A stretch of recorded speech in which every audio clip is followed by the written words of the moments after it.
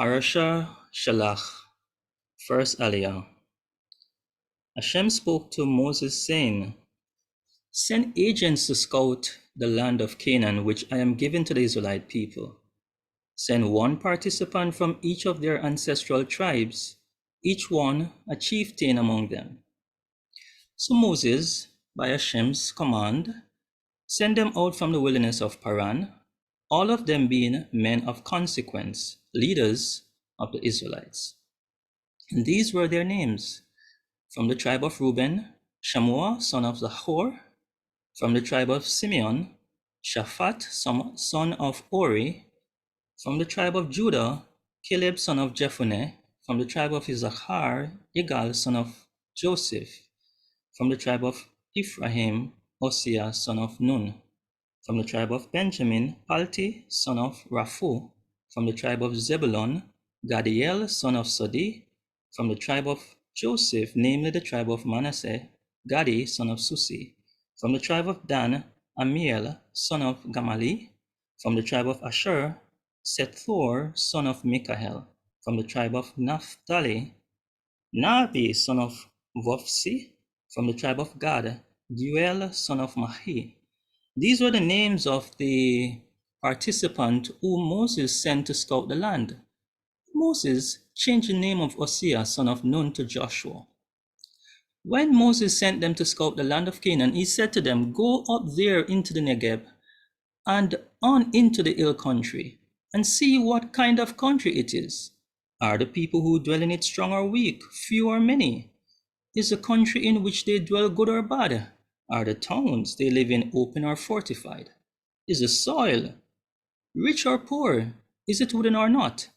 And take pains to bring back some of the fruit of the land." Now it happened to be the season of the first ripe grapes.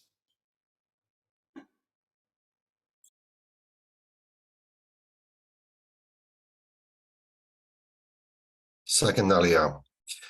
They went up and scouted the land from the wilderness of Zin to Rehov at Lebo Hamat. They went up into the Negev and came to Hebron, where lived Ahiman, Sheshai, and Talmai, the Anakites. Now Hebron was founded 7 years before Zoan of Egypt. They reached the Wadi Eshkol, and there they cut down a branch with a single cluster of grapes.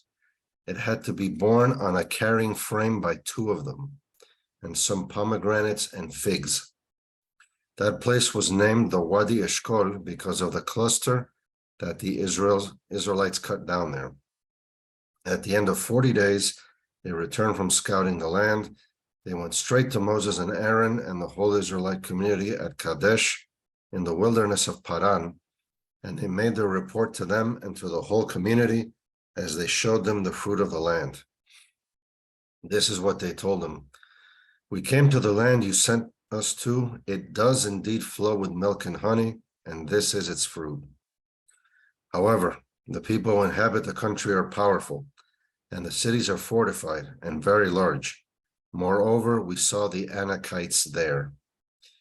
Amalekites dwell in the Negev region. Hittites, Jebusites, and Amorites inhabit the hill country, and Canaanites dwell by the sea and along the Jordan." Caleb hushed the people before Moses and said, "Let us by all means go up, and we shall gain possession of it, for we shall surely overcome it." But the other men who had gone up with him said, "We cannot attack that people, for it is stronger than we."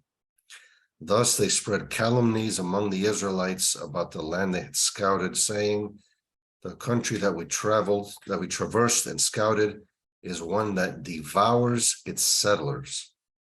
All the people that we saw in it are of great size. We saw the Nephilim there.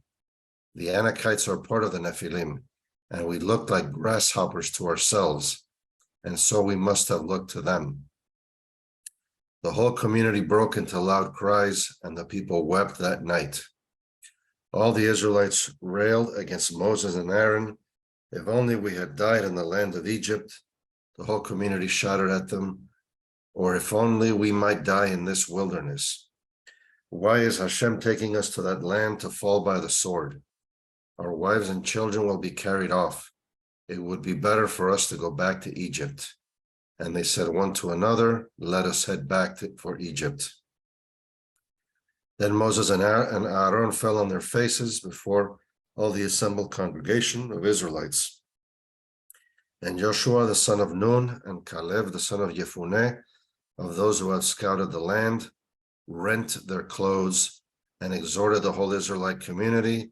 The land that we traversed and scouted is an exceedingly good land. The third Aliyah. If pleased with us, Hashem will bring us into that land, a land that flows with milk and honey, and give it to us. Only you must not rebel against Hashem. Have no fear then of the people of the country, for they are our prey. Their protection has departed from them, but Hashem is with us. Have no fear of them. As the whole community threatened to pelt them with stones, the presence of Hashem appeared in the tent of meeting to all the Israelites. And Hashem said to Moses, how long will this people spurn me? And how long will they have no faith in me, despite all the signs that I have performed in their midst? I will strike them with pestilence and disown them, and I will make of you a nation far more numerous than they. But Moshe said to Hashem, when the Egyptians from whose midst you brought up this people in your might hear the news, they will tell it to the inhabitants of that land. Now they have heard that you, Hashem, are in the midst of this people, and that you, Hashem, appear in plain sight when your cloud rests over them, and when you go before them in a pillar of cloud by day and a pillar of fire by night. If then you slay these people wholesale, the nations who have heard of your fame will say, it must be because Hashem was powerless to bring that people into the land promised to them on oath that God slaughtered them in the wilderness. Therefore, I pray, let my Lord's forbearance be great, as you have declared, saying, Hashem, slow to anger and abounding in kindness, forgiving iniquity and transgression, yet not remitting all punishment, but visiting the iniquity of parents upon children, upon the third and fourth generations. Pardon, I pray, the iniquity of this people according to your great kindness, as you have forgiven this people ever since Egypt. And Hashem said, I pardon as you have asked. Nevertheless, as I live and as Hashem's presence fills this whole world, and of these involved who have seen my presence and the signs that I have performed in Egypt and in the wilderness, and who have tried me these many times and have disobeyed me, shall see the land that I promised on oath to their fathers. None of those who spurn me shall see it. But my servant Caleb, because he was imbued with a different spirit and remained loyal to me, him will I bring into the land that he entered, and his offspring shall hold it as a possession. No, the Amalekites and the Canaanites occupy the valleys. Start out then tomorrow and march into the wilderness by way of the Sea of Reeds. Fourth Aliyah. God spoke further to Moses and Aaron. How much longer shall that wicked community keep muttering against me? Very well, I have heeded the incessant muttering of the Israelites against me. Say to them, as I live, says God, I will do you just as you have urged me. In this very wilderness shall your carcasses drop, of all of you men who were recorded in your various lists from the age of 20 years up. You have muttered against me. Not one shall enter the land in which I swore to settle you, save Caleb son of Jephunneh and Joshua son of Nun. Your children, who you said would be carried off, these I will allow to enter. They shall know the land that you have rejected. But your carcasses shall drop in this wilderness, while your children roam the wilderness for 40 years, suffering for your faithlessness until the last of your carcasses is down in the wilderness. You shall bear your punishment for 40 years, corresponding to the number of days, 40 days, that you scouted the land, a year for each day. Thus, you shall know what it means to thwart me. I, God, have spoken. Thus will I do to all that wicked band that is banded together against me in this very wilderness shall they die, and so be finished off. As for the agents whom Moses sent to scout the land, those who came back and caused the whole community to mutter against him by spreading calumnies about the land, those who spread such calumnies about the land died of plague by the will of God. Of those involved in going to scout the land, only Joshua, son of Nun, and Caleb, son of Jephunneh, survived. When Moses repeated these words to all of the Israelites, the people were overcome by grief. Early next morning, their fighting force set out toward the crest of the hill country, saying, "We are prepared to go up to the place that God has spoken of, for we were wrong." But Moses said, "Why do you transgress God's command? This will not succeed. Do not go up, lest you be routed by your enemies, for God is not in your midst. For the Amalekites and the Canaanites will be there to face you, and you will fall by the sword, inasmuch as you have turned from following God, and God will not be with you." Yet, defiantly, they marched toward the crest of the hill country, though neither God's Ark of Covenant nor Moses stirred from the camp. And the Amalekites and the Canaanites who dwelt in the hill country came down and dealt them a shattering blow at Hormah. God spoke to Moses, saying, "Speak to the Israelite people and say to them, when you enter the land that I am giving you to settle in, and would present an offering by fire to God from the herd or from the flock, be it burnt offering or sacrifice, in fulfillment of a vow explicitly uttered, or as a free will offering, or at your fixed occasions, producing an odor pleasing to God. The person who presents the offering to God shall bring as a meal offering 1/10 of a measure of choice flour with 1/4 of a hin of oil mixed in. You shall also offer with the burnt offering or the sacrifice 1/4 of a hin of wine as a libation for each sheep. In the case of a ram, you shall present as a meal offering 2/10 of a measure of choice flour with 1/3 of a hin of oil mixed in, and 1/3 of a hin of wine as a libation, as an offering of pleasing odor to God. Fifth Aliyah. And if it is an animal from the herd that you offer to Hashem as a burnt offering or as a sacrifice in fulfillment of a vow explicitly uttered, or as an offering of well-being, there shall be offered a meal offering along with the animal, 3/10 of a measure of choice flour with half a hin of oil mixed in. And as a libation you shall offer half a hin of wine, these being offerings by fire of pleasing odor to Hashem. Thus shall be done with each ox, with each ram, and with any sheep or goat. As many as you offer, you shall do thus with each one, as many as there are. Every citizen, when presenting an offering by fire of pleasing odor to Hashem, shall do so with them. And when, throughout the ages, a stranger who has taken up residence with you, or one who lives among you, should present an offering by fire of pleasing odor to Hashem, as you do, so shall it be done by the rest of the congregation. There shall be one law for you and for the resident stranger. It shall be a law for all time throughout the ages. You and the stranger shall be alike before Hashem. The same ritual and the same rule shall apply to you and to the stranger who resides among you.